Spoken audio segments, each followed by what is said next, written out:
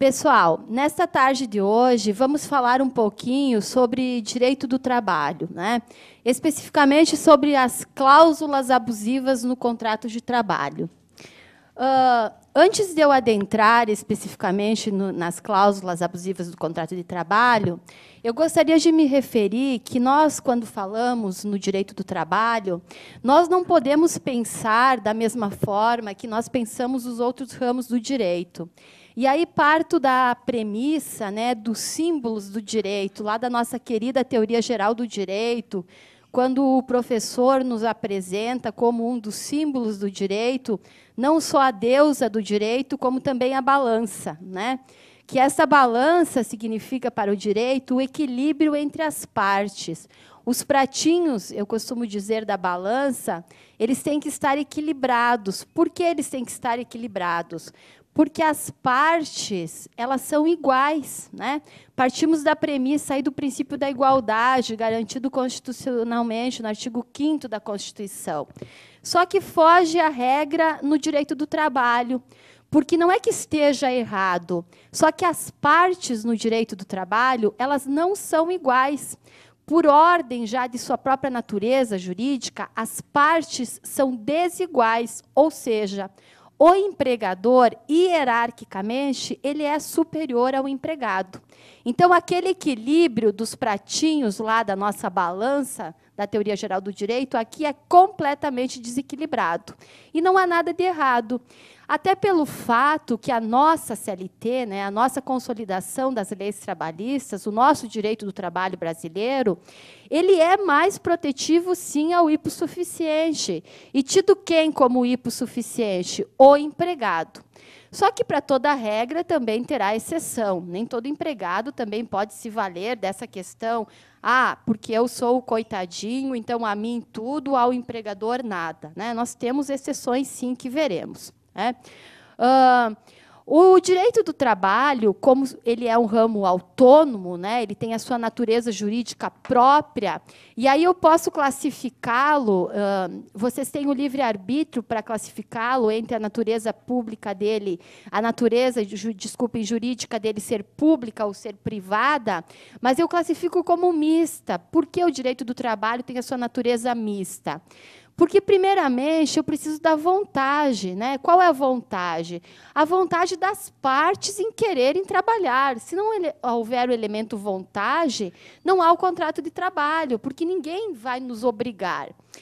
Embora tenho que ressaltar que até fica assim engraçado dizer hoje, porque a Lei de Contravenções Penais, em seu artigo 59, ela prevê, entre outras coisas, a pessoa apta ao trabalho não trabalhar, se entregar aí, digamos, à ociosidade, vagabundagem, mas não é no sentido pejorativo da palavra, prevê uma detenção, se não me engano, de 15 a 6 meses, de 15 dias a 6 meses.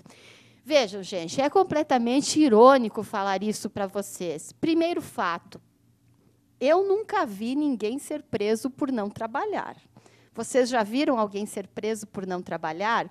A questão é assim, não trabalhar, de uma certa forma, mesmo quem não tem aqui, nós discutimos o vínculo privado, então nós estaremos tratando do empregado privado, aquele regido pela CLT, não falarei do servidor público, mas até a mãe em casa, que ela não tem uma carteira assinada, que ela cuida dos filhos, de uma certa forma ela está exercendo um trabalho. Vocês concordam comigo? Então, por quê? Primeiro, parto da premissa dessa, que seria uma regra, né, lá de contravenções penais, que ela estaria completamente em desuso na nossa sociedade. Segundo, se fôssemos levar ao pé da letra e dar uma interpretação restritiva disso, eu acho que realmente faltariam presídios. Não é verdade? Né? Onde iríamos colocar tanta gente? Então, o que acontece? É uma lei em desuso, né? Então, partindo dessa questão da natureza jurídica, eu tenho privado, sim, porque eu preciso da vontade do empregador para oferecer o trabalho e do empregado para aceitá-lo. E aonde entraria o público? O público entra na questão do Estado. Como na questão do Estado? O Estado, diferente dos outros ramos, vamos comparar com o direito civil, uma compra e venda, eu vou lá comprar um carro, eu vou negociar um abatimento no preço, se eu vou pagar à vista, algum brinde lá, um jogo de tapetes, um protetor de cárter, né, alguma coisa.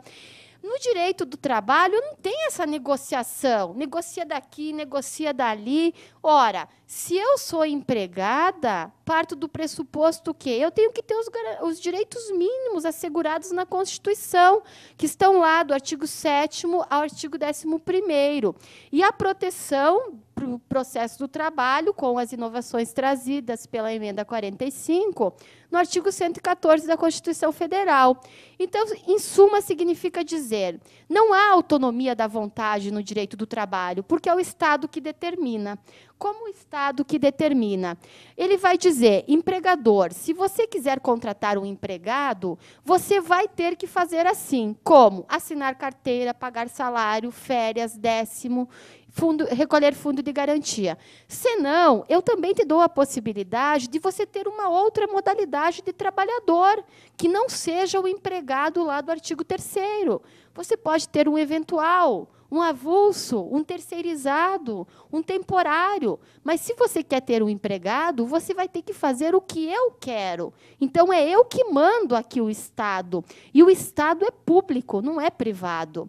Em contrapartida, ele também dirá para o empregado, eu sei que hoje, os senhores sabem que se eu pegar entre o trabalho formal e o informal e o desemprego, somando os três, a informalidade e o desemprego pondera hoje na nossa sociedade. Ele ganha, digamos assim.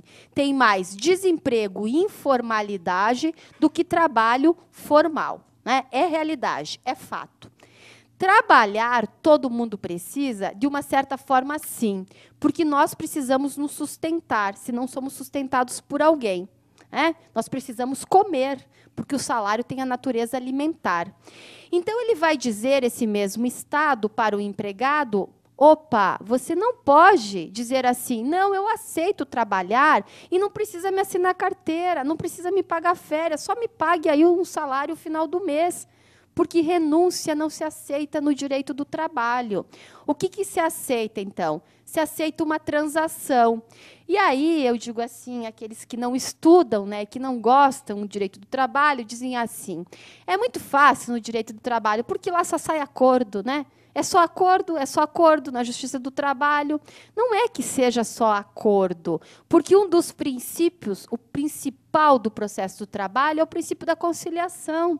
O juiz, quando nós iniciamos uma audiência, ele não precisa nem olhar para a nossa cara, dizer bom dia ou boa tarde, mas ele é obrigado, por força de lei processual trabalhista, dizer as partes têm interesse em conciliar. Então, aí entra a questão do público.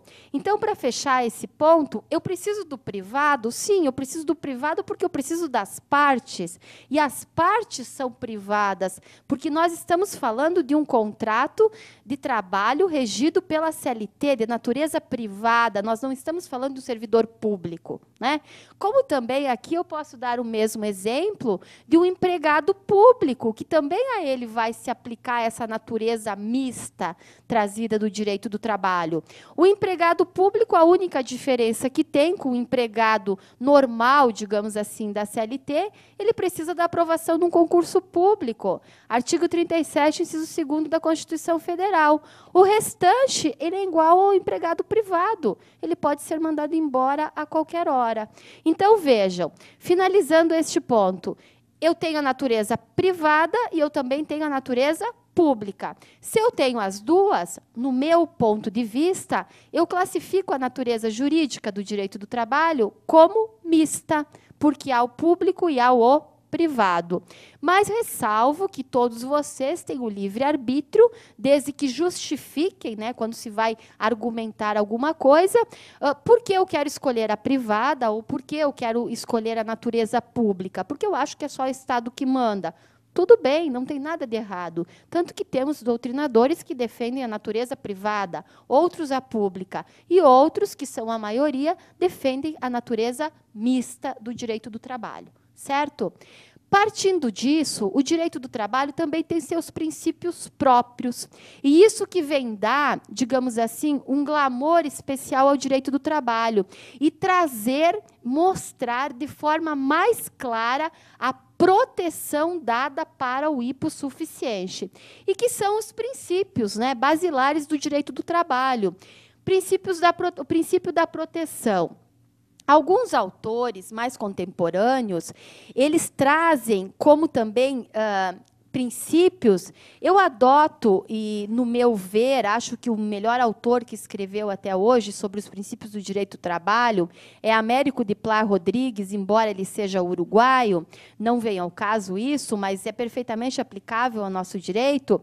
Ele coloca dentro do princípio da proteção sub-regras, que são o indúbio pró-operário, a norma mais favorável ao empregado e a condição mais benéfica. Né, que só encontramos isso no direito do trabalho, que dá a margem do quê? Desta proteção dada para o hipossuficiente. Outros autores abrem como princípios esse. Também não estaria errado, porque são os mais contemporâneos. O princípio da primazia da realidade, esse é essencial. O que significa dizer isso? A realidade vivenciada para o empregado e para o trabalhador é uma. A que ele foi contratado é outra. Eu costumo dizer assim, até falo às vezes para os meus alunos em aula, o papel aceita qualquer coisa. Agora, lá no dia a dia do trabalho, é diferente. Trabalhar é uma coisa, assinar um contrato de trabalho é outra. Parte-se do pressuposto, não só do pressuposto, como está na lei, no 442 da CLT, que o contrato de trabalho, a sua forma é livre. O que significa dizer livre? Eu não necessariamente preciso ter um papel para contratar. Né? Eu quero contratar a Maria como minha empregada. Eu posso contratar ela de forma verbal. A lei permite isso no direito do trabalho. Eu digo, olha, Maria, quer trabalhar para mim? Começa às 8, sai ao meio-dia, retorna às 13, até às 17. Né? Eu vou te pagar R$500 por mês, assino carteira, vale transporte, se há necessidade. Se não sou obrigada, por força de convenção coletiva, não preciso dar plano de saúde, não preciso da cesta básica, ticket de alimentação. E a Maria vai dizer, eu quero ou eu não quero. Pronto, formalizei o contrato de trabalho. Não tem uma forma, assim, regra geral, solene. Agora, claro, todo o nosso direito comporta exceções. Temos exceções? Temos. Se vamos contratar um menor, obrigatoriamente o contrato é por escrito. Se vamos pegar lá, né, se tem a ideia da Lei Pelé, que é só para o atleta de futebol, não, é para qualquer atleta, também obrigatoriamente por escrito. Então, seriam as exceções. Mas eu posso contratar também de forma tácita. Chega no meu escritório a Maria e ela vem hoje, ela vai amanhã, ela vai depois da manhã, e eu vou consentindo. De uma certa forma, eu a contratei tacitamente. O que nós temos em mente? Nós temos em mente, falando do princípio da primazia da realidade, que o contrato de trabalho deveria ser feito só no papel. Né? Só no papel é que vale. Isso é uma concepção nossa, ainda que herdamos dos chamados selos de Portugal. Né? Eu ainda não sou da época do descobrimento, né, de quando os portugueses vieram para cá, porque ninguém é, mas eu ainda, com a modernidade da informática, quem me conhece já sabe que eu sou assim. Tudo que eu entregar, se eu tiver que entregar, eu quero o protocolo, assina aqui que eu entreguei, porque eu, do meu ponto de vista, eu estou exime. Né? Embora se tenha aquela questão hoje do meio ambiente e tudo mais, o direito está na era digital. Né? Muitos aqui que são estudantes do início do curso, né, certamente já pegarão essa era digital, talvez nem mais sairemos dos nossos escritórios para fazer uma audiência. Mas o papel, ele ainda nos dá, para mim, pelo menos, ele me traz bastante segurança. Porque se caso houver uma perda, alguma coisa, a responsabilidade não é minha, é de sim de quem recebeu, que perdeu, que extraviou. Né? Então, o que acontece? O princípio da primazia da realidade vem dizer isso, vale o dia a dia.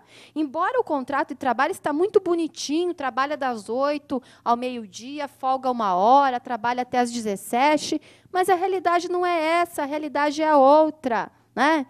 Ah, ele se sindicalizou, já está expresso no contrato de trabalho que ele aceitou. Quem disse que eu queria fazer parte de algum sindicato? Quem disse que eu queria recolher contribuição assistencial para sindicato? Né? Então, ele vem, de uma certa forma, o contrato de trabalho, na nossa realidade hoje, já pronto. Né?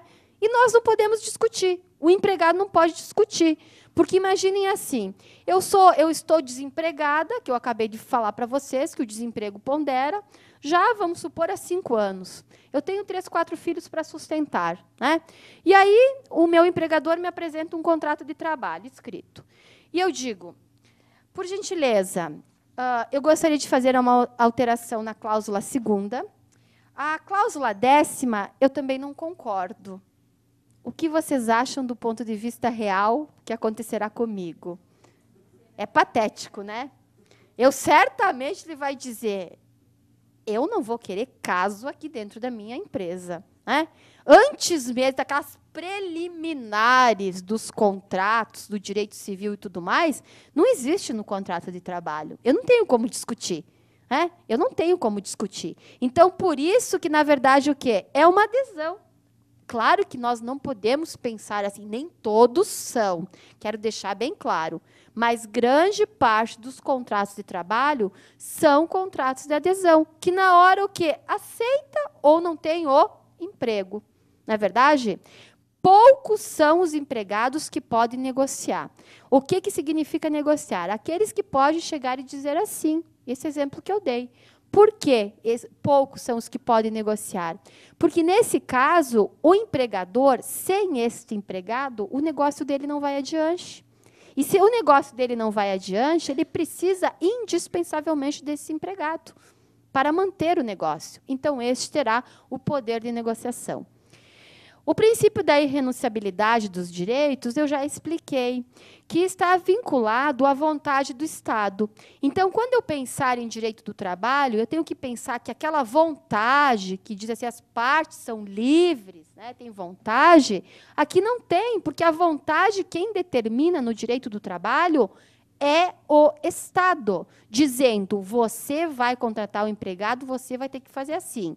E você, empregado, não se faça de vítima, porque está desempregado e vai se submeter a condições desumanas, porque a escravidão já foi abolida há muitos anos. E eu, Estado, não permito isso. Não há renúncia. Entenderam? Princípio da boa-fé. O princípio da boa-fé, ele não é só um princípio do direito do trabalho. Ele é um princípio de todos os ramos do direito. Ele é um princípio, na verdade, do próprio ordenamento jurídico, porque ele norteia o quê? Todo o nosso sistema jurídico. Embora nós vivamos em 2 mundos, né? O mundo do ser e o mundo do dever ser.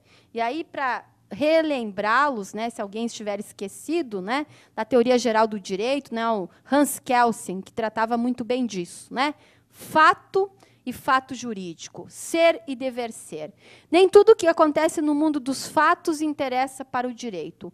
Agora, no mundo do dever ser, a boa-fé, então, lá fora, no mundo dos fatos, né, que nem sempre todos os fatos interessam, é comum ouvir as pessoas dizerem assim, eu parto da má-fé, porque a má-fé está impregnada na sociedade. Né?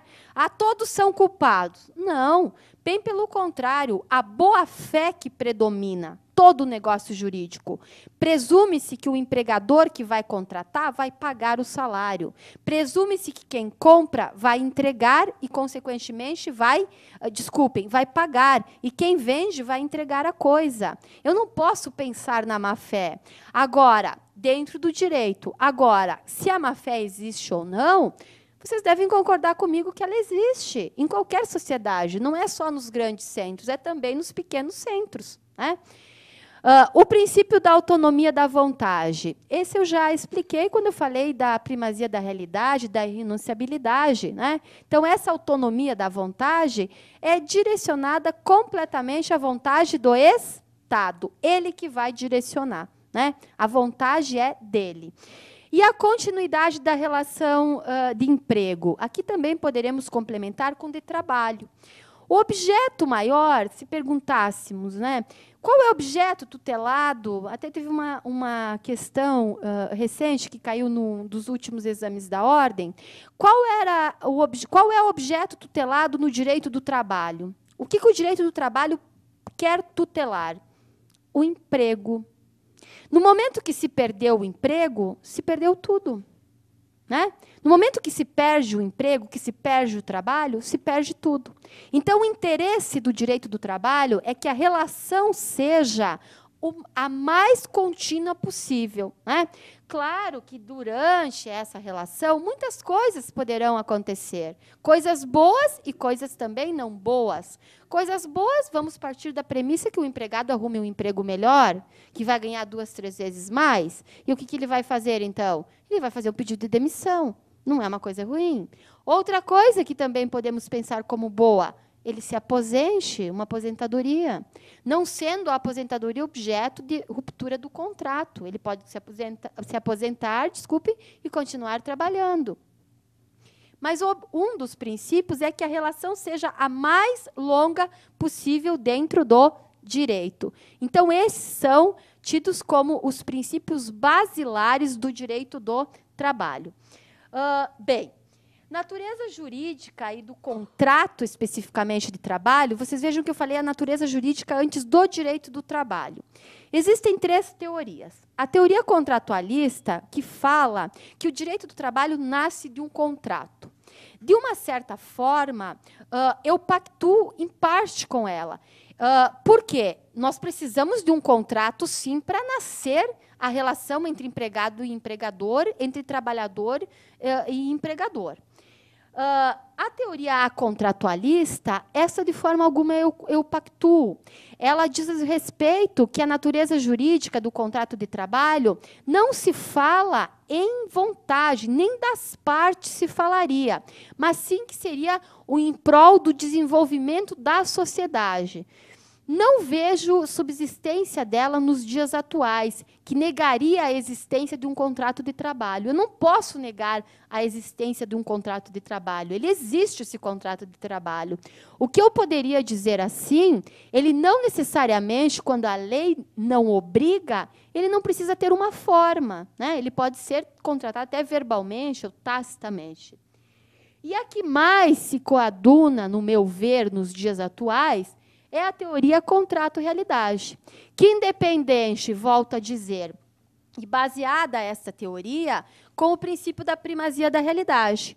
Vale o que está acontecendo no dia a dia, lá dentro. Quem sabe, como lá dentro? Na empresa. O que está acontecendo entre o empregado e o empregador? São eles os envolvidos nessa questão jurídica. Então, embora tenha se pactuado, tudo muito bonito aqui, mas lá está acontecendo de outra forma. O empregado está trabalhando como? Tem casos, às vezes... Hoje, já vi casos de empregados que trabalham 20 horas por dia. Vocês vão dizer, mas como isso é possível? Sim, é possível. Ainda existe.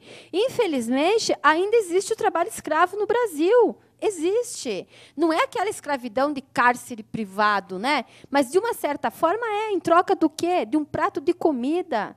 Existe isso no direito do trabalho ainda. Nós não podemos fazer vistas grossas, olhos fechados para isso, porque existe. E aqui em São Paulo ainda existe, como existe no Sul, existe em qualquer outro estado. Ainda existe esse tipo de escravidão. Então, a que mais, né, se coaduna com a realidade de hoje seria, no meu ponto de vista, essa teoria chamada contrato-realidade. As cláusulas contratuais, né? O contrato, seja ele do trabalho, seja um contrato de seguros, seja um contrato de prestação de serviços, em seu teor, ele vai ser composto por cláusulas. Né? Então, lá vai ter, olha, o horário de trabalho, vai ter, dependendo até da situação, se vai ter uniforme, se não vai ter, se vai haver horas extras. Aí a questão das horas extras, depois nós vamos chegar especificamente na questão da abusividade, a pré-contratação já no contrato de trabalho. Né?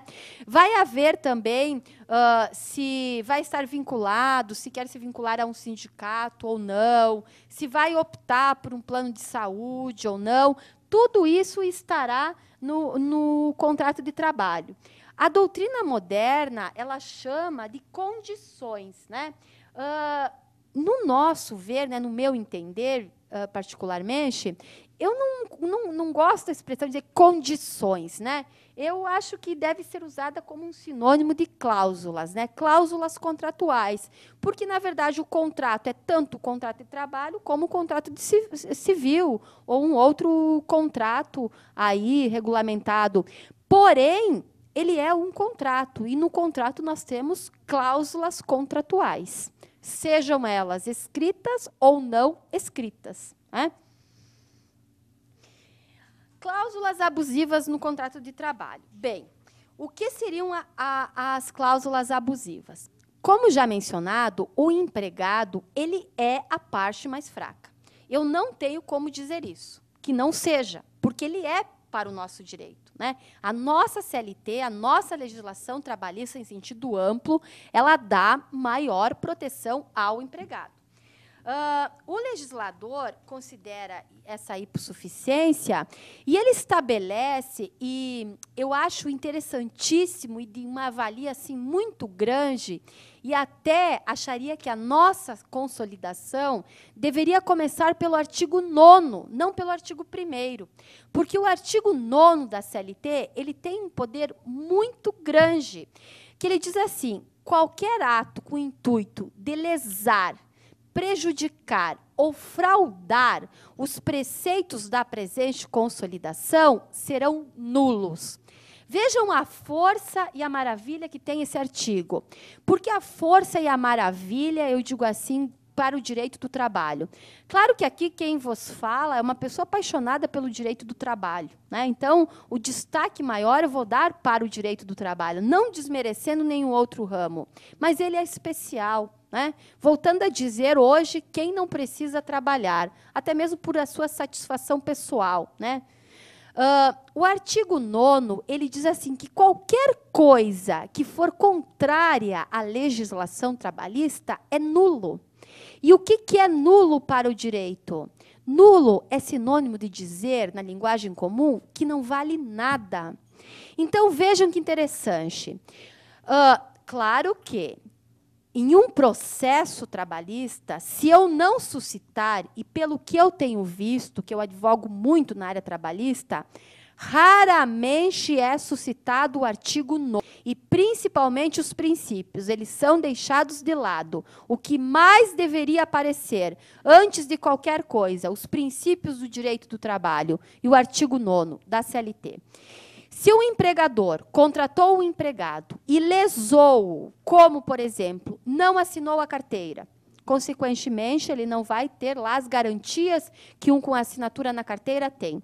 Mas ele vai recorrer à Justiça do Trabalho para ter o chamado vínculo de emprego. Se eu der uma interpretação, que é a interpretação do próprio artigo 9º, nós caímos naquela linguagem comum que ouvimos lá fora, dizendo assim, quem paga mal, paga duas vezes. Vocês concordam comigo? Nada mais justo, porque o próprio artigo 9º diz que é nulo. Então, significa dizer, se o empregador... Mas aí vamos também, gente, ponderar. Porque eu não estou aqui na defesa só do empregado. Eu também vou falar do empregador. E a CLT não é só para o empregado, ela também é para o empregador. Mas pagou. Não pagou, então, corretamente. Vocês concordam comigo? Mas pagou. E aí entra na defesa do empregador, que é matéria de defesa, o chamado Instituto da Compensação.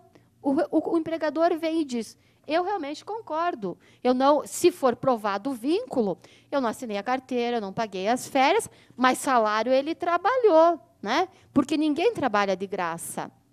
Há uns 4 anos atrás, eu não sei se vocês recordam, mais ou menos, as doutoras se lembram, teve um caso muito interessante, real mesmo, que aconteceu, e até posso falar a vara, porque foi noticiado, inclusive saiu na Folha de São Paulo, a 82ª vara daqui da comarca de São Paulo, de um motorista que ele ingressou com uma ação trabalhista na Justiça, dizendo assim, eu trabalhei por 4 anos na empresa, nunca comi, nunca dormi, ou seja, ele queria o pagamento das horas extras.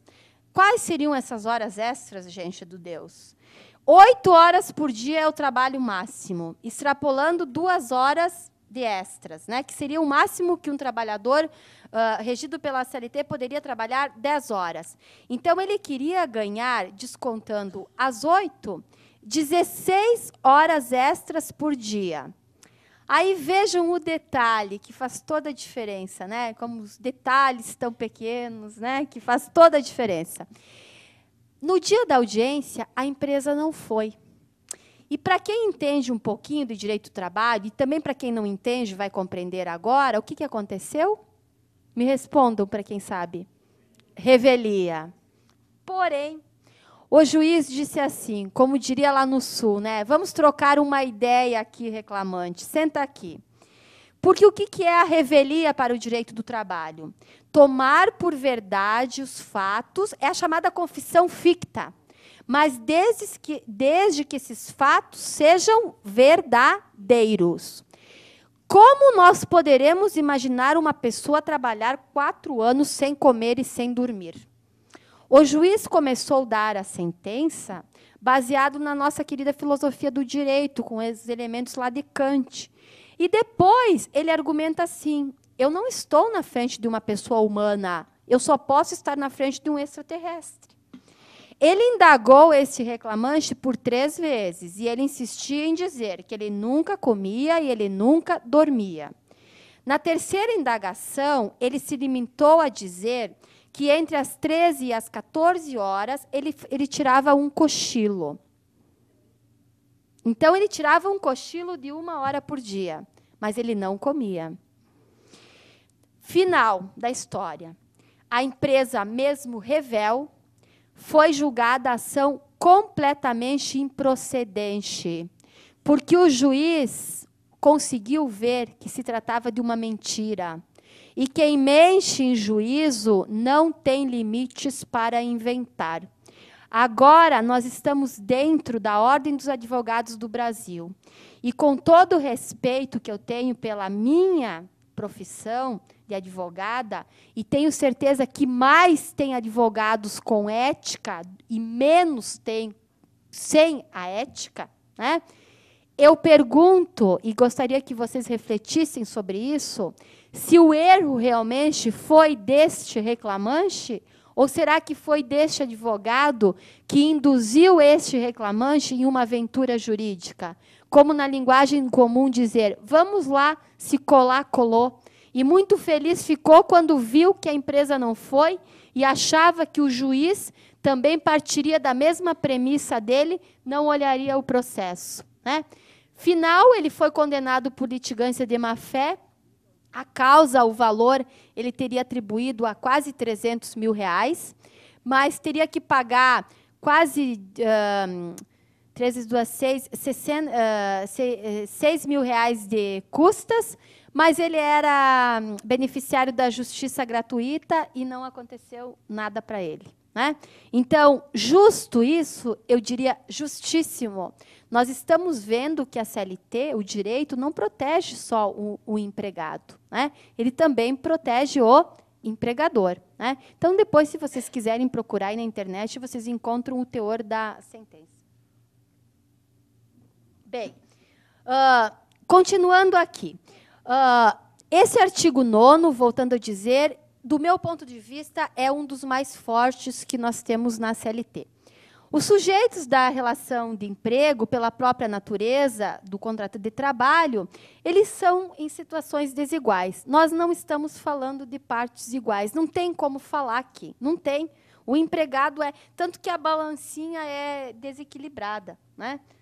Não é que os advogados trabalhistas sejam desequilibrados, né? A balança do direito do trabalho, o símbolo, né, é desequilibrado, né? A denominação cláusula abusiva, ela surgiu, eu digo assim, recentemente, né? Por que recentemente? Porque se nós pensarmos no nosso ordenamento jurídico e pensarmos que nós ainda temos no Brasil um Código Comercial de 1850, o que seria 1976? Né? É um bebê. Né? A nossa CLT é de 1943, né? Então, 1976 é recente. Falar em 1976 é recente. no Comitê de Ministros do Conselho da Europa, pela Resolução 47/76, consagrada na lei francesa 78/23, quando a comissão discutia a validade dos contratos em geral. Na linguagem jurídica atual, o termo é usado, né, não costuma se dizer cláusula abusiva, geralmente. Cláusulas abusivas é mais usada na linguagem do direito do consumidor, mas não no direito do trabalho. No direito do trabalho, nós usamos a expressão como um excesso, um desvio, mas particularmente, um abuso de direito. E um abuso de direito por parte de quem? De quem detém esse poder hierárquico, esse poder econômico. Não é que ele detém porque ele está abusando disso. Ele detém porque o artigo 2º da CLT, ele traz proteção ao empregador, dizendo que ele, sim, é titular do poder hierárquico, do poder disciplinar. E aí eu tenho que fazer um parênteses para os senhores entenderem e lembrar alguns aqui que quando a última estatística feita pela Justiça do Trabalho aqui de São Paulo demonstrou que o principal pedido de reclamações trabalhistas continua sendo de horas extras, certo? As pessoas, né, os autores, o que mais eles vão buscar na Justiça do Trabalho é pagamento de horas extraordinárias. Mas o segundo pedido está sendo dano moral. Se tornou uma fábrica de dano moral. De que maneira? Temos que entender bem o que é moral. Moral é subjetivo, gente. E no direito do trabalho, a moral não é a questão do meu empregador dizer, olha, Ângela, faça um relatório. Eu entrego o relatório. Ele me diz, refaça, refaça, refaça. Lá pela 10ª vez, eu entro em desespero, me dá um colapso. Porque ele está me humilhando, ele está me transformando, me submetendo a condições vexatórias. Não, porque para ele não está satisfeito com esse relatório. Não tem nada de errado aqui. Ele não me causou nenhum dano. Ele tem o poder de mando, o poder disciplinar. Agora, diferente a situação, e também eu tenho que pensar naquela questão da moral. O que é a questão da moral? Tem empregados, pessoas, não só na ótica do direito do trabalho, a indenização por dano moral, ela também é presente nos outros ramos do direito, mas tem empregados que não podem estar nem aí, ou seja, nem dar bola, né? Vamos pegar o mesmo exemplo. Na 3ª vez que eu fiz o relatório, vou entregar para o meu empregador, ele diz assim, ele me constrange na frente de demais colegas de emprego, né? Ângela, eu nunca vi uma pessoa tão burra, né? Você é demasiadamente burra. Como é que você pode concluir uma faculdade, ter um curso superior, se você não consegue fazer um relatório? É vergonhoso. O teu lugar não é aqui. Há um constrangimento ou não há? Vejam bem, depende. Eu posso ignorar. Posso ou não posso? Porque eu posso dizer assim, louco é ele que me acha burra, porque eu sou muito mais esperto do que ele, né? E não me traz nenhum dano. Agora, pode ser uma situação que eu jamais consiga trabalhar, né? Eu preciso até de um acompanhamento psicológico. Eu costumo dizer, eu preciso tomar aí os remédios faixa preta. Tá? Todo mundo entende o que é faixa preta, né? Remédio controlado, né? Trouxe um dano ou não trouxe? Agora, o que é difícil para o juiz do trabalho ver, né? Eu já vi casos e que chega a ser ridículo, né? Não é culpa do advogado, né? Porque, às vezes, gente, no decorrer, quando aqui não tem só estudante, aqui também tem advogados presentes, né? Tem colegas de profissão. O que acontece? Infelizmente, os autores da ação, não só o autor, que eu digo, como também o réu, ele mente. E ele mente para o advogado. E ele pensa que o advogado não vai descobrir a mentira, né? Então, uma relação dessa de dano moral, eu já vi casos que o juiz pergunta, né? Ele conta uma história para o advogado que até nos comove, né? Meu Deus, o que ele fez contigo, sim, merece realmente uma reparação. E a reparação dada é em espécie, né? É em dinheiro. Quanto o juiz vai atribuir esse dano? Depende do poder que ele ganha. Também não vou sair de lá milionária, né, como se eu tivesse ganhado na Mega Sena sozinha para o resto da vida. Né? É um valor aí equilibrado. Primeira pergunta que o juiz do trabalho faz.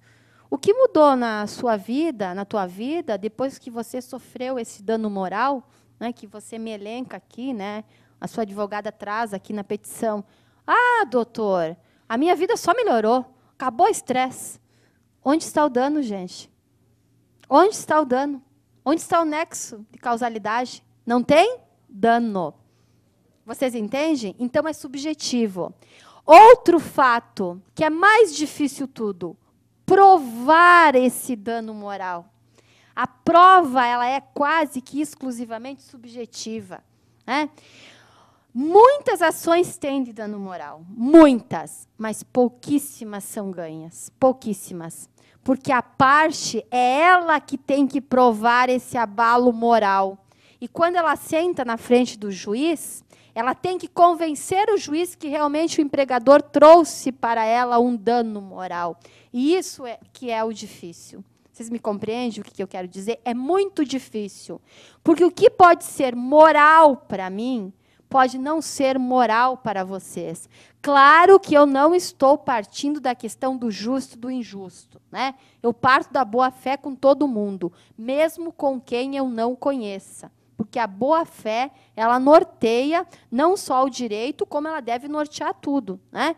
Eu tenho que partir da boa-fé. Não posso sair da má-fé para se chegar à boa-fé. Bem pelo contrário. Né? Bem, cláusulas abusivas no contrato de trabalho. Onde realmente elas surgem? Geralmente na formação. Então, quando o empregado vai ser contratado. Embora se tenha muito essa questão que eu falei do dano moral, as preliminares, né? As preliminares de forma discriminatória. Que seriam essas preliminares no direito do trabalho? Em uma entrevista, por exemplo. Né? Em uma entrevista, claro que o nosso futuro, se for empregador, ele vai querer saber alguma coisa de nós. Né? Então, vamos dizer que nós vamos nos candidatar para trabalhar em uma livraria. Né? O que tem a livraria, o objeto lá, principal? Livros. Né? Certamente, nós temos que ter uma certa afinidade ou demonstrar, pelo menos na entrevista, um gosto pelos livros. Né? E aí eu chamo a atenção, que às vezes passa desapercebido, hoje é uma realidade, os sites de relacionamento. Né? Então, hoje em dia, né, não que eu seja contra, cada um tem o seu. Eu não tenho. Mas eu não tenho porque eu não quero. Né? Mas é difícil quem não tenha. Né? Então, o que se coloca nos sites? Às vezes se expõe até demais, não é verdade? E tem consequências não só para o direito do trabalho, como outras consequências perigosas. Né? Porque se coloca lá a foto mais bonita, o carro que se comprou, o lugar aonde se vai. E aí, às vezes, um desconhecido, saindo agora aqui um pouquinho do direito do trabalho, chega lá na festa ou na balada, como vocês costumam dizer, que nós vamos, e diz assim: e aí, Ângela, como está indo sua BMW? Está gostando? E vejam como nós somos. Nós começamos a pensar assim: meu Deus, que vergonha! Não consigo me lembrar dessa pessoa. Ela me conhece tão bem, sabe tanto de mim. E eu vou conversando. E, às vezes, quem é esse? Né? É aquele que vai me dar um golpe, digamos assim. Né? Claro que hoje o alerta está no sentido, mas nem todos têm. Que sejam o quê? Somente para os amigos que se tem lá acesso, né, ao Facebook, ao Orkut já está quase em desuso, né? Twitter, enfim, tudo mais. Mas grande parte ainda das pessoas tem o quê? De forma pública exposta a sua vida. E o que isso tem a ver para o direito do trabalho? Então, o exemplo que eu estava dando.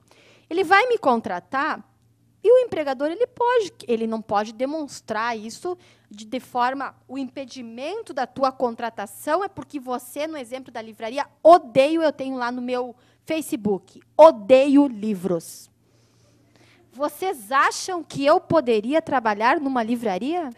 O que eu faria com os fregueses, né? Digamos assim, com os clientes? Eu ia espantar. Eu ia dizer, não compre livros, vá comprar outra coisa. Não lê. Ou melhor, eu odeio ler. Né? Eu odeio ler. Então, o meu empregador, embora diga-se assim, vejam o que eu quero dizer. Ele não pode me dizer assim, ó, eu não te contrato porque eu fui lá bisbilhotar o teu Facebook e eu vi que lá estava escrito, eu odeio livros, eu odeio ler. Isso sim poderia até gerar uma indenização, porque ele estaria me discriminando, relacionada nas pré-tratativas contratuais, chamadas preliminares. Me compreenderam? Mas, entendam, ele não vai dizer isso, porque ele geralmente não é bobo, né? Como tem lá uma ficha, hoje até essa questão não existe mais nas fichas de emprego, né? É fumante, não é fumante, né? Porque hoje aqui em São Paulo, aqui principalmente no estado de São Paulo, tem na cidade, desculpa, porque é uma lei municipal, né? Não é estadual. Não pode se fumar em locais públicos, privados, né? O cigarro, enfim, né? É municipal essa lei, não é estadual.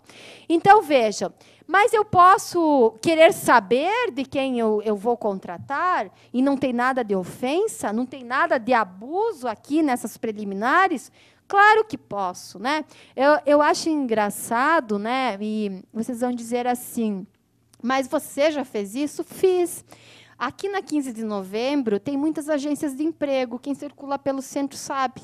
Então, até pelo fato de ter a experiência na prática, para depois até poder dar uma aula melhor e contar da realidade para os meus alunos. Um certo dia, já há muito tempo, eu fui fazer uma ficha de emprego, né, me qualificar lá numa empresa terceirizada. E lá me deram uma ficha para preencher, né, era para auxiliar administrativa.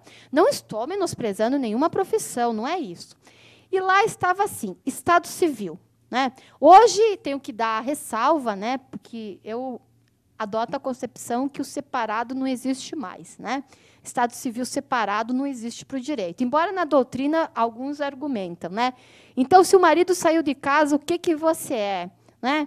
Você é uma abandonada, um abandonado. É verdade. E você continua sendo o quê? Casado. Casado. Tanto que vejam como o nosso direito é lindo. Né? O direito civil veio, em julho do ano passado, trazer para o ordenamento jurídico a questão da possibilidade da uso capião conjugal por abandono de lar. É uma lei que já está em pleno vigor. Então, assim, o que eu sou? Primeiramente, solteira, casada, divorciada ou viúva. O Estado Civil para o direito separado, seja de fato ou judicialmente, como existia, não há mais, face à nova lei de divórcio. Mas, de fato, o que pode existir? Isso que vocês acharam engraçado, abandonada. Né?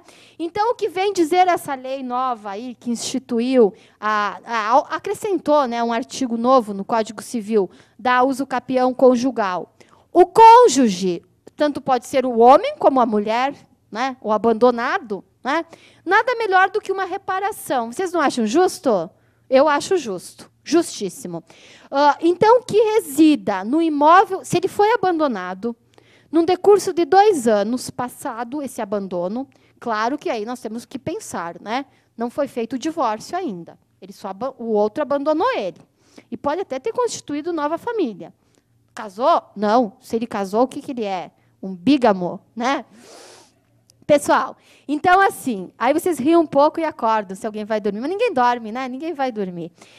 Pessoal, ele abandonou o lar por 2 anos e o que ficou no imóvel do casal, desde que esse imóvel seja o único imóvel deles, limitado até 250 metros quadrados, ele poderá requerer judicialmente a uso capião conjugal.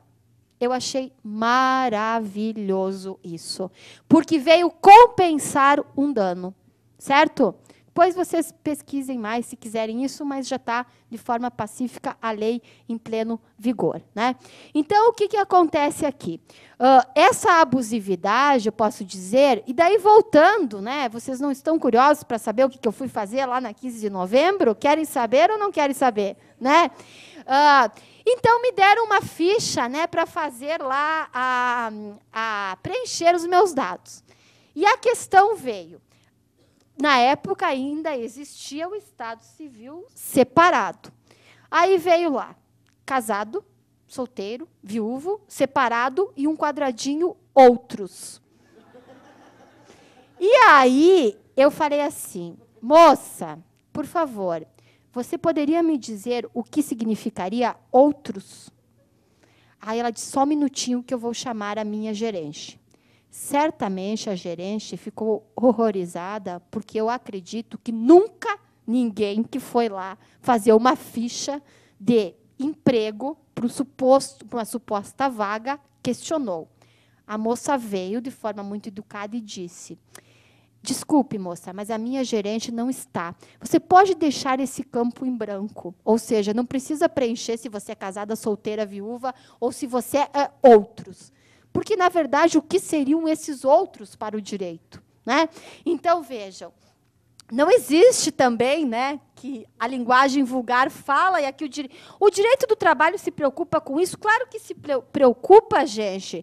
Eu preciso saber, eu tenho que saber se meu empregado é casado, claro, dependendo da situação, porque se ele tem família, eu tenho que pagar salário família, não é verdade? Né? Se ele vai ter um dependente, se ele vai ter plano de saúde, se ele quer inserir o dependente dele lá no plano de saúde, não é que eu seja curiosa para saber da vida dele. Né? Então, dependendo, e não é a relação assim, não é só dentro da empresa, importa só o que o empregado, aqui, ó, as cláusulas abusivas, só o que ele está fazendo lá dentro da empresa. O que ele faz da porta para fora, também o empregador é, assim, digamos, curioso. Porque, vejam só, eu considero assim injustíssimo isso, né? Claro que é uma contravenção penal. Não é isso que estou falando, injusto de ser contravenção penal. Mas acreditem os senhores que se o meu empregador descobre que eu vou lá fazer uma fezinha, sabe, no jogo do bicho, que é considerado um jogo de azar, ele pode me demitir por justa causa. Está previsto no artigo 482 da CLT. A prática constante de jogos de azar permite uma justa causa. Errado do ponto de vista dar uma justa causa por isso. Eu não estou dizendo de forma alguma coadunando com o jogo do bicho legalizado. Não é isso. Como também eu acho injusto, que está no 482 da CLT, demitir um empregado que teve uma condenação criminal transitada em julgado. Porque tem empregados, pode dizer assim, fere até o próprio direito penal a questão da ressocialização do preso, que a sociedade busca. Então, eu descubro que X na minha empresa, agora, depois que ele está trabalhando na minha empresa, né, não é antes, ele foi condenado. A lei não fala, a CLT não fala um crime de pequeno valor, vamos supor, uma cesta básica. Uma condenação penal, seja qual for, dá possibilidade de eu demiti-lo por justa causa. A lei permite isso. Eu pergunto, vocês acham justo? Não. Então, nós caímos na questão do quê? Nem tudo que é justo é direito. Não é verdade? Indo além aqui, né? Cláusulas abusivas, então, para nós, são privações. Privações no sentido do quê? Que em contratos entre partes de desiguais forças, que é o caso do contrato de trabalho, né, nascem para reduzir unilateralmente as obrigações do contratante mais forte, que é o empregador, ou agravam as do mais fraco, que é o empregado, criando uma situação de grave desequilíbrio entre elas. Né? Aqui também vocês saibam que, por força da emenda constitucional número 45, que alterou o artigo 114 da Constituição, nós não fazemos mais diferença quando falamos aqui, podemos tratar como sinônimo empregado e trabalhador. Claro que a recíproca dizer assim, nem todo trabalhador é um empregado. porque nem todos estão lá no artigo 3º. Agora, em contrário senso todo empregado é um trabalhador, certo? Então, vejam, nulidades dessas cláusulas abusivas, essa é a questão principal, né? O contrato de trabalho também pode ser afetado por vícios que impliquem a sua nulidade. Então, nós estaremos diante, vamos supor, esse contrato foi formado somente por cláusulas abusivas. Nós temos que voltar aí o que eu falei no início aqui da minha exposição. O empregado hoje, ele não pode usar daquela prerrogativa que eu dei no início, de dizer, olha, essa cláusula eu quero, essa eu não quero. Porque o que o empregador vai dizer? Quem não quer você sou eu. Não é verdade? Essa é fato. É fato mesmo. Ele não vai me contratar, de forma alguma. Essa nulidade ela pode ser em todo o contrato ou ela pode ser em alguma parte do contrato. Então, pode ter-se lá em um contrato de trabalho 2, 3 cláusulas que são abusivas, ou todo o contrato é nulo, porque só tem cláusulas abusivas lá dentro. Só tem cláusulas que prejudiquem ao empregado. Na maioria das vezes, as nulidades são propiciadas por vício do consentimento, abusos, lesões ao direito laboral, né? O contrato de trabalho, ele é um contrato consensual. Se eu caracterizar lá ele é consensual. Por que ele é consensual? Ninguém obriga ninguém a ser empregado. Vocês concordam comigo? Ninguém vai obrigar.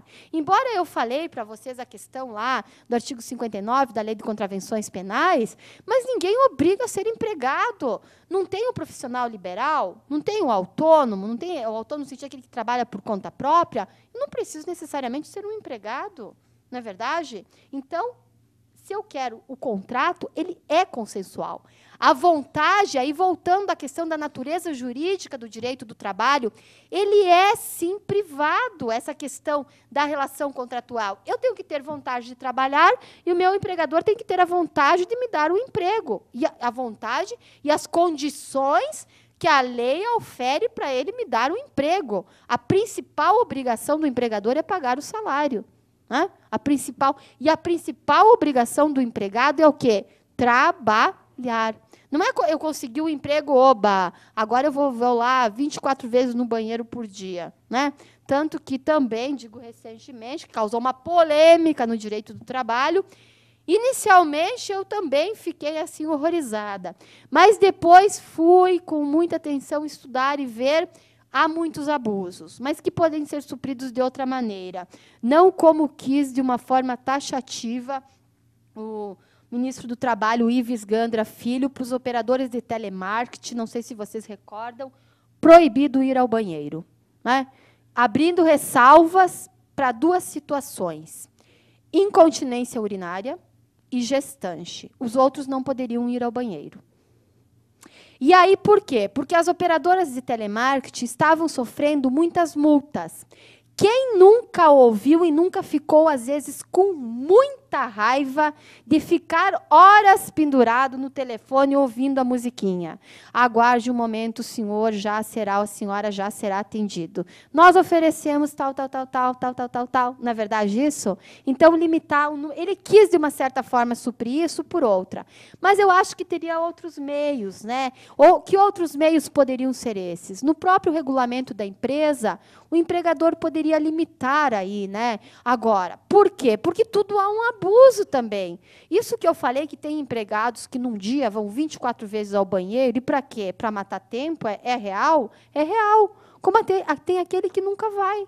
Né? Ele fica esperando os intervalos para ir. Né? Agora, proibir da maneira que ele fez é completamente errado, é um abuso. Né? E foi muito interessante quando o repórter, numa entrevista com ele, o perguntou, Vossa Excelência, durante uma sessão no plenário, que nunca ultrapassa 4 horas, né? Vai ao banheiro? Ele não respondeu. Ficou cômodo, né? Muito cômodo. Bem, continuando aqui, pela lei, nulidade significa inaptidão do ato jurídico em produzir os seus efeitos. Aquilo que eu mencionei no início, no artigo 9º, é uma beleza, né? É nulo. Então, é completamente nulo. por ter sido praticado contrariamente ao direito. Verificada a presença de uma cláusula abusiva, a medida aplicável é nulidade de pleno iure. O que significa iure? De pleno direito, né? O artigo 9º da CLT nos permite essa visualização do que seriam as cláusulas abusivas no contrato de trabalho, né? A nulidade, essa que eu falo, que se opera no direito do trabalho, ela é a mesma nulidade do Código Civil, embora ela seja trazida de uma outra forma dentro da CLT, mas é a mesma nulidade. O ato é nulo. E tem atos nulos que não podem ser sanados, ou seja, nós não podemos arrumar essa nulidade, né? Como se dá esse reconhecimento da nulidade da cláusula abusiva? Geralmente, ela é judicial. O que eu quero dizer judicial?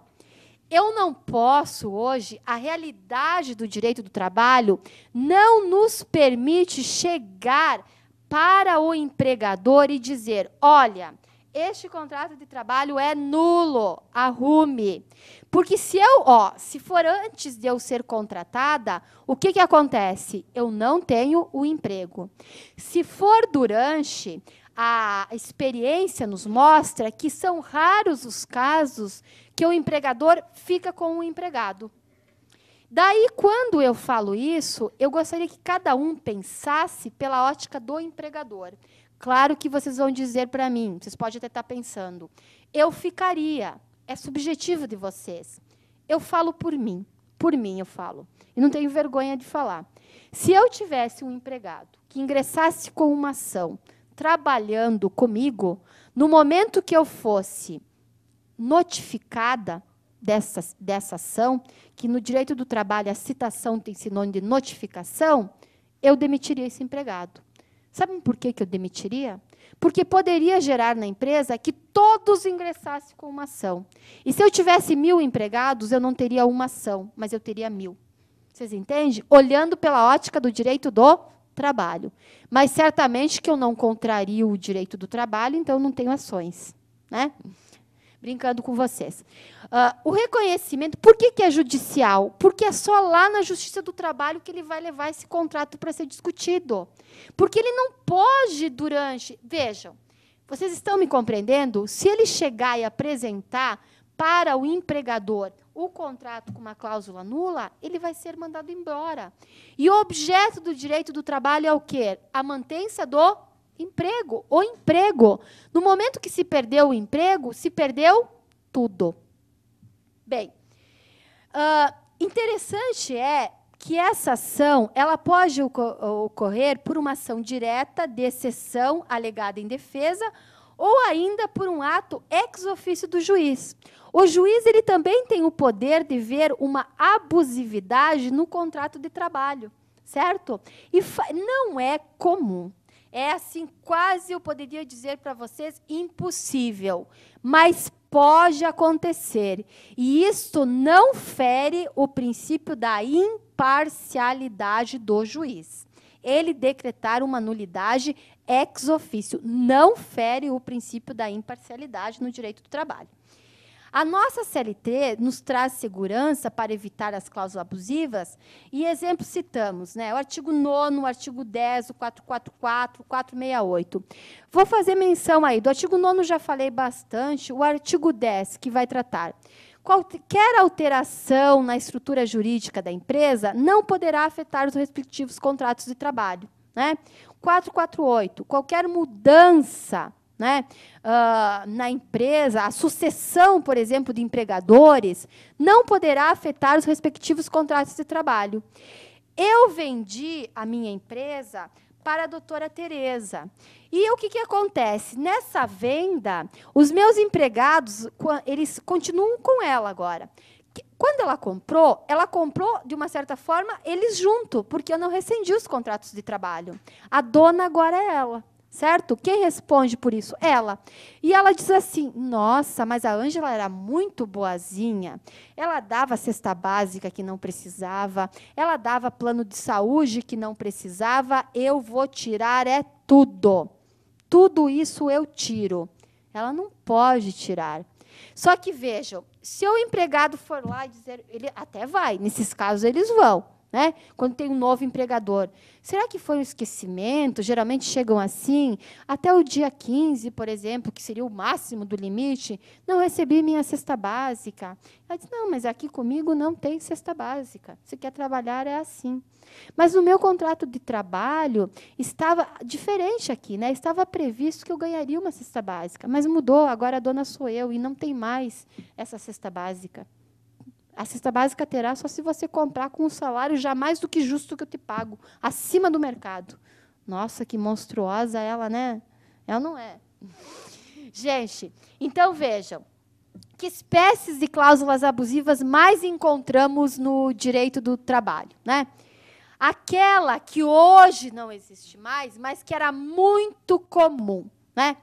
O empregado anterior à Constituição Federal de 88, ele tinha a chamada estabilidade decenal, né? Se ele não optasse, quando ele tivesse os 10 anos de emprego, pelo FGTS anterior à Constituição Federal.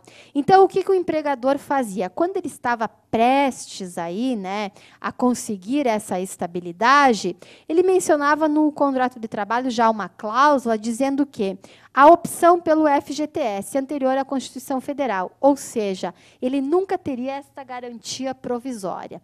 Mas essa, vocês vão dizer assim, mas hoje não existe mais.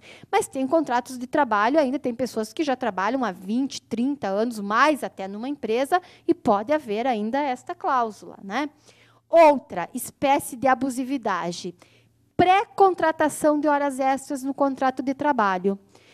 Esta é a mais comum, é a abusiva. Porque a hora extraordinária, o próprio nome já diz, é o quê? Extraordinária, não é habitual. Tanto que a habitualidade, nós temos lá a súmula 291 do TST, que diz assim, que uma vez feita com habitualidade hora extra, por mais de um ano, se o empregador suprir, ele é obrigado, a indenizar o empregado por 3 meses do que ele fazia de horas extras, porque ele supriu de forma unilateral. Então, o que eu quero que os senhores entendam, né? Não posso botar num contrato de trabalho, o empregado é obrigado a fazer horas extras. É abusiva essa cláusula. Ela é uma cláusula abusiva, porque hora extra é em caráter extraordinário. Quando o legislador, tanto que o mínimo do pagamento da hora extra é 50%, por força da Constituição Federal. Por que ela é abusiva? Porque se eu deixar todos os meus empregados fazer hora extra todos os dias, além, o que vai implicar para mim? Um ônus que eu vou pagar 50% a mais. Mas, do ponto de vista econômico, eu lucro muito mais. Eu trago estafa para o trabalhador e outra, eu diminuo os postos de trabalho. Porque, ao invés de contratar 12, eu fico com 8, porque esses 8 vão suprir o que os 12 fariam fazendo essas 2 horas extraordinárias por dia. E é o que o legislador não quer. O legislador, o que ele quer? Ele quer mais postos de trabalho. Por isso que ele estipulou que a hora suplementar ela deve ter um acréscimo, no mínimo, de 50%. E, dependendo da categoria profissional, esse acréscimo até de 100%. Falo pela nossa entidade de classe. Se o advogado empregado, fizer horas extras, o adicional que ele receberá por força do estatuto é de 100%. É o dobro da hora normal. Justamente porque para não ter a estafa, né? Mas o nosso caso é peculiar, porque a hora extra, às vezes, ela é obrigatória do advogado, né? Vamos supor, o advogado que está trabalhando em caráter não exclusivo, que é aquele que trabalha numa jornada de 4 horas diárias. E eu estou fazendo uma audiência. Eu fui para a audiência, né? Eu trabalhei na empresa 1 hora e pouco e fui para a audiência. E aí já está lá a minha audiência atrasada, começou a audiência. Eu diria para o juiz, com licença, excelência, acabou a minha jornada de trabalho. Tchau, eu vou embora. Não tem lógica, né? Mesmo, vejam que é assim, não é que seja engraçado, não é contra a lei. Porque a lei diz que nos contratos em tempo parcial, que é o caso do advogado esse, 4 horas, o que é tempo parcial? Menos do que 8? É proibido horas extraordinárias. Mas, nesse caso, nós estamos diante de uma necessidade imperiosa, ou seja, eu não tenho como abandonar a audiência, não é verdade? Mesma questão, e até se torna engraçado, né, que vocês vão rir, e podem rir, eu não me oponho. Né? O médico está fazendo uma cirurgia, vamos fazer uma cirurgia no coração, né? E ele é contratado lá por 6 horas, ou ele também poderá ser contratado por 4. E ele olha, fica cuidando do relógio, deu 6 horas aqui, ó. Paciente, amanhã eu volto para terminar aqui a tua cirurgia, para fechar aqui, né? Deixa o teu coração aberto, né? Então, não poderia, ó, significa dizer, é proibido, mas não é ilegal. Então, entendam bem que no direito do trabalho nem tudo que é proibido é ilegal, né? E se trata de situações o quê? Peculiares, né? O advogado não vai poder abandonar, o médico não vai poder abandonar o paciente. Não estaria falando daí de abusividade. Outra. Comum, esta também é muito comum nos contratos de trabalho. Embora aqui, eu tenho que chamar a atenção para vocês, que a própria Constituição, sendo como nossa lei máxima, né? Ela prevê no direito do trabalho a possibilidade dos sindicatos negociarem em nosso nome do empregado, independente dele ser sindicalizado ou não, independente dele dar uma procuração ou não. O que significa dizer isso? Há empregados hoje que recebem só comissões, mas vejam bem o que eu vou falar. Comissões em que sentido? Se for só, exemplo, aqui, como eu coloquei, atribuir ao empregado os riscos da atividade econômica, exemplo, só vai pagar as comissões, está errado. Se ele vende, ele ganha, se ele não vende, ele não ganha. O que eu quero chamar a atenção da questão dos sindicatos? Então, é assim, ó. Tem alguns, e isso é aplicável estritamente ao comércio, né? E eu também tenho que fazer um parênteses, porque, do meu ponto de vista, eu acho que todo empresário hoje, pela chamada teoria da empresa, que a gente não fala mais em comerciante, mas sim empresário, adotada desde 2002, mas é comum falar o comerciante, né? Ele deveria pagar, além do salário, as comissões. E ele certamente teria mais lucro. Sabem por quê? Porque o vendedor, né, pegando o exemplo do vendedor, isso é fato, que recebe, além do salário, as comissões, ele tem mais, digamos assim, vontade de trabalhar. Porque quanto mais ele vender, mais ele ganha. Vocês concordam comigo? Agora, o que é receber só comissões hoje que está acontecendo? Mas as comissões no seguinte sentido. Se ultrapassar, se não chegar ao salário mínimo as comissões, vai ficar com o mínimo estipulado pelo seu piso da sua categoria profissional, que não é o mínimo regional. O vendedor tem um mínimo pelo seu sindicato, né? Se não me engano, 900 e poucos reais. Agora, se ultrapassar esse 900 e pouco com as comissões, ele ficaria somente com as comissões. Vocês estão me compreendendo? Mas não é um afronto. O afronto é isso que está aqui, que eu estou mostrando para os senhores. Dizer assim, se vender, ganha. Se não vender, não ganha. Ele não é um autônomo de assumir os riscos do negócio. Ele é um empregado. Eu não posso atribuir a ele os riscos. Mas isso que está acontecendo, se ultrapassar ao salário da sua categoria profissional, ficar só com as comissões, não é errado, certo? Isso não é cláusula abusiva. Abusiva é atribuir somente as comissões. Se vendeu, ganha. Se não vendeu, não ganha. Outra modalidade, pagamento do salário só na modalidade de in natura. Recordam, ou se alguém nunca ouviu falar, o que é o salário in natura? Então, eu sou dona de um supermercado. Vocês sabem que hoje os grandes supermercados, eles podem suprir todas as necessidades de um empregado, desde o lazer, não é verdade? Como assim, professora? Desculpem. Como assim, Ângela? Eu tenho filmes para vender, eu tenho televisões, não é verdade? Eu tenho. Né? Às vezes tem supermercados que têm até os tickets de cinema, de play center, dentro dos supermercados para venda, de teatro, né, que seria o lazer. Então, eu deixo o meu empregado ficar gastando tudo o que eu tenho lá dentro. Chega no final do mês, ele não tem nada para receber em dinheiro. Bem pelo contrário, ele já está até me devendo. Eu não posso condicionar isso. A lei fala, e aí também é uma questão discutível, que 30%, se fala assim, do salário mínimo tem que ser em dinheiro. Agora, a questão da interpretação. Mínimo contratual ou mínimo do mínimo mesmo? Se eu ganho R$2.000, eu deveria receber R$600 no mínimo em espécie. E o resto eu poderia gastar dentro do estabelecimento, se lá atende às necessidades. Como exemplo que eu dei no supermercado, que teria alimentação, alguma coisa de lazer, vestuário e tudo mais, certo? Com uma proibição, qual? Nunca o salário in natura poderá ser em bebidas alcoólicas e cigarros, principalmente, considerados como droga. Né? Embora é uma questão que não vou entrar no mérito.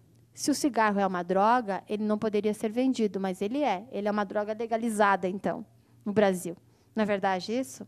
Aí não vou entrar nessa discussão. Só que, para o direito do trabalho, eu não posso pagar o meu empregado, ele não poderia retirar lá parte do salário dele em bebidas alcoólicas e em cigarros. O restante, até chegar, digamos, 70%, poderia ser nas coisas que eu tenho lá para oferecer? Poderia. A discussão é que a interpretação é, e dependendo do juiz, considera que seria o mínimo, mas grande parte que não, mas sim o mínimo contratual, são 30%. Tem que ser em espécie. E se ele já gastou tudo no mês e não tem nada para receber? O problema meu é meu empregadora, porque eu não posso deixar ele gastar tudo, porque no final do mês, no mínimo, ele vai ter que receber, vamos supor lá o exemplo que eu dei dos R$2.000, R$600 em dinheiro. E o restante, o que eu faço? Vou descontando com vales nos meses subsequentes.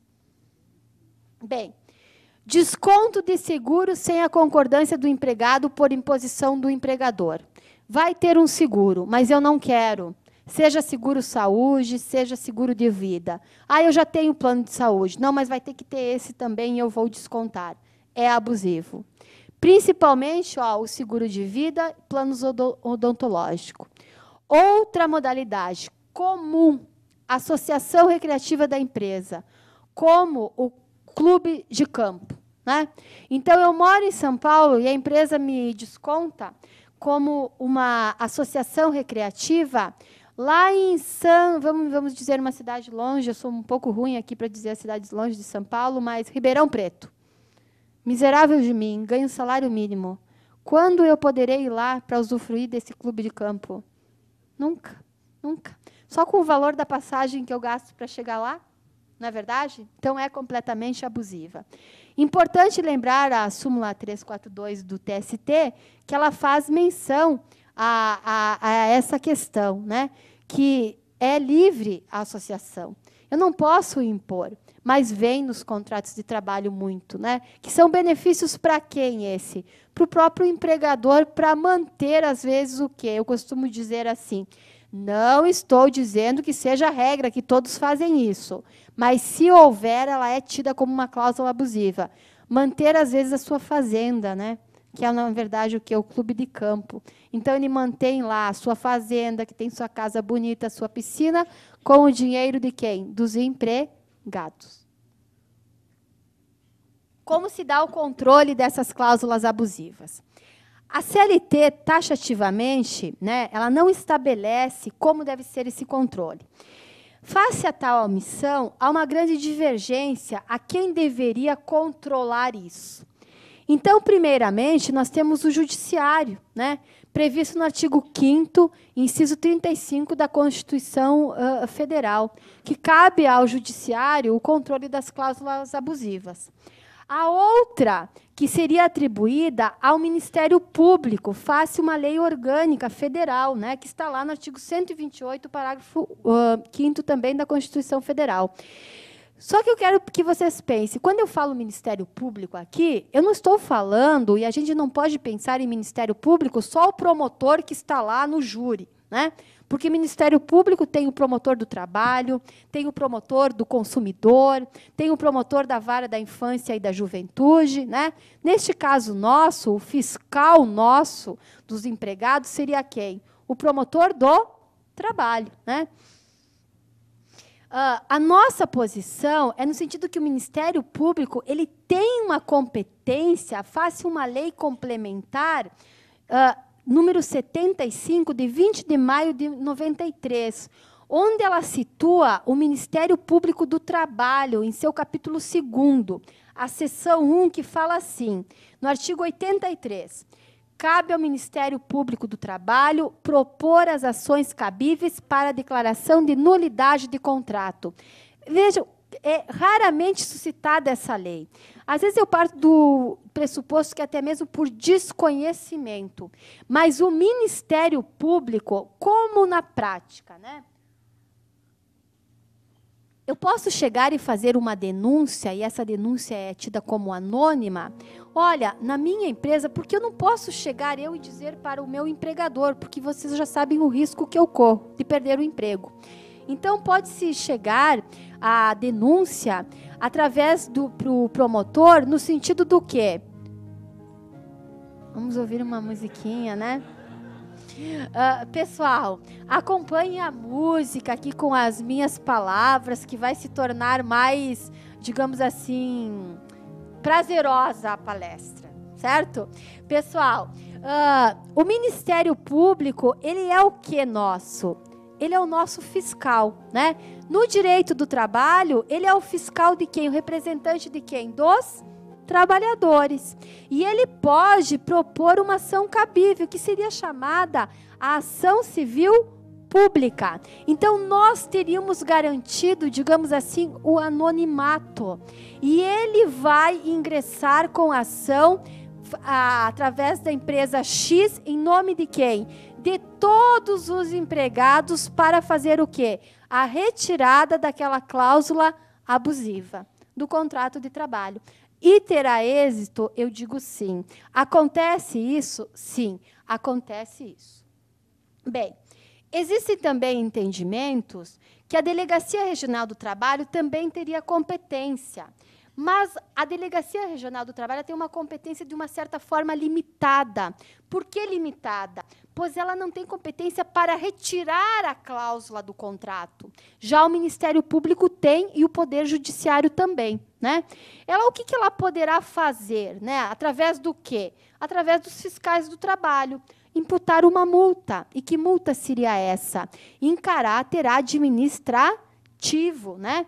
Penalizar através de um auto de infração, ou ela também pode, né, oferecer a denúncia. E isso que eu acho a parte melhor, digamos assim, no sentido de que seja mais produtiva que a Delegacia Regional do Trabalho pode fazer.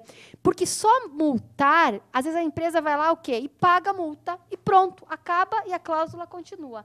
Mas ela pode oferecer a denúncia ao Ministério Público do Trabalho. Então, essa função ela é mais recompensadora no direito do trabalho, né? Ela oficia o Ministério Público e o Ministério Público, face essa lei orgânica, ele instaura, uma vez verificada, a ação civil pública em nome de todos os trabalhadores. Bem, como podemos notar, há divergência quanto à forma de controle dessas cláusulas abusivas, se de natureza administrativa ou judicial, né? Tanto que, às vezes, se discute se há coisa julgada administrativamente. Não sei se os senhores já ouviram falar, né? Dependendo do caso, sim, há coisa julgada administrativamente. Se faz coisa julgada administrativamente. O que importa para nós aqui é o resultado, seja ele administrativo, seja ele judicial, o controle, uma vez que for sanada essa cláusula, nós atingimos o objetivo, que é a retirada dela, né? Então, entendemos o quê? Que todas as tentativas são válidas, no sentido, nesse caso, especificamente de proteger o trabalhador. Eu dou ênfase aqui, sim, porque é a proteção dada ao trabalhador aqui, porque o contrato de trabalho é feito pelo empregador, né? Sendo assim, seria interessante um controle prévio administrativo antes do controle judicial. Mas, na prática, não se faz um controle administrativo antes, né? Não há um controle administrativo antes. Só se tem depois o controle o quê? Judicial. O que eu quero que os senhores entendam? Independente da forma que seja, ou administrativa ou judicial, se combater a cláusula abusiva, as duas são eficazes. Me entenderam bem? As duas sanam o problema, que é o quê? A retirada da cláusula abusiva que vem prejudicar o trabalhador. E aqui eu não posso falar da justiça, né? E eu não posso desmerecer, não é, digamos assim, os outros mandamentos do advogado, que temos 10.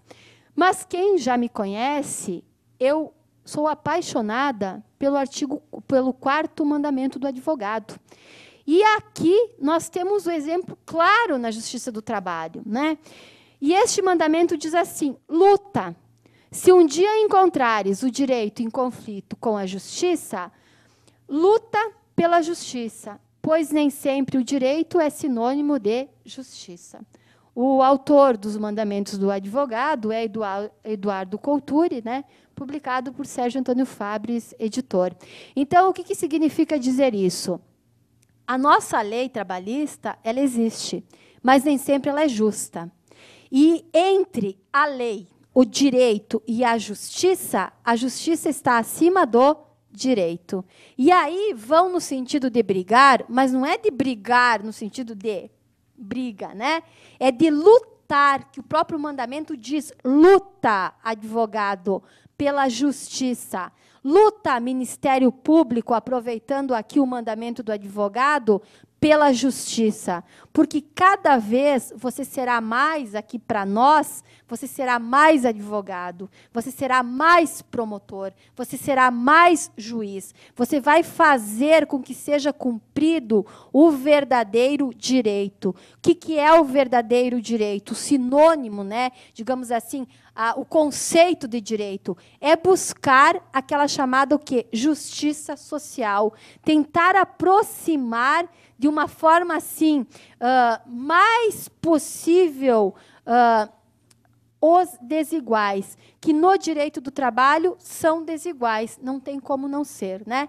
Então, a mensagem que eu queria passar para vocês nessa tarde, que foi muito bonita, inclusive com uma musiquinha aí de fundo, né, que nos alegrou, é no sentido do quê, gente? Nunca esqueçam a justiça, né? Não é a justiça divina, é a justiça, né? A justiça do trabalhador, do empregado e também a justiça do empregador, porque não se valendo da questão que sempre o empregado é vítima, o empregador também, às vezes, é o quê? Vítima de abusos, né? Meu muito obrigado. E agora eu abro, né, se alguém quiser fazer alguma pergunta ou algum questionamento.